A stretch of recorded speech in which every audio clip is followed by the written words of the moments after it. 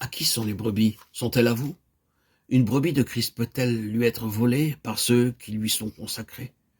Si ce sont les brebis de quelqu'un ou de quelque chose, nous sommes dans un autre domaine.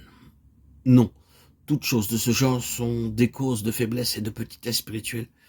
Et il est nécessaire d'avoir une attitude nouvelle à l'égard de Christ lui-même pour arriver à la plénitude. Le principe directeur qui est décisif, qui nous pousse à nous rassembler, ce doit être Christ.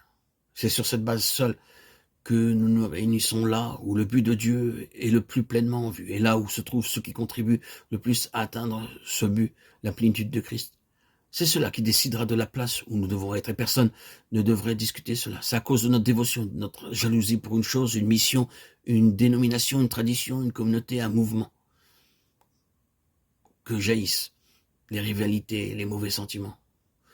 Tout ce que l'on entend dire au sujet des brebis volées et d'enfants de Dieu divisés vient en grande partie d'un souci pour non pas la croissance spirituelle, mais pour quelque chose ici-bas sur cette terre. Combien ces choses deviendraient impossibles si chacun prenait cette attitude à l'égard des choses.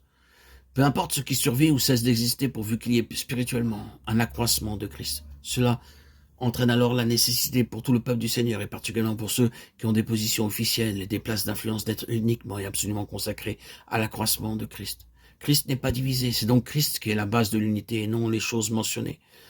Nous dirons encore à cet égard, et pour le moment, que tout ce qui est donné par le Seigneur doit contribuer à l'édification du corps de façon directe et positive.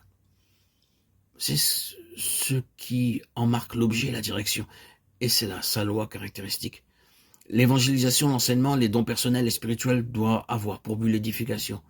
L'évangéliste et l'évangélisation ne sont pas une fin en soi, ni quelque chose à part.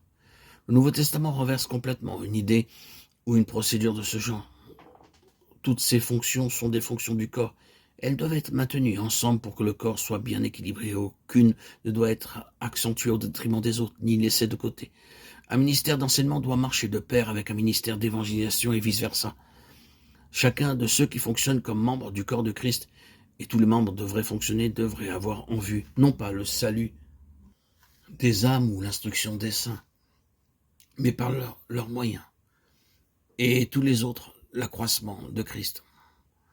Rappelons-nous que l'Église n'est ni grande ni petite, que le succès de notre travail n'est pas mesuré au nombre de personnes présentes, mais selon la mesure positive de Christ.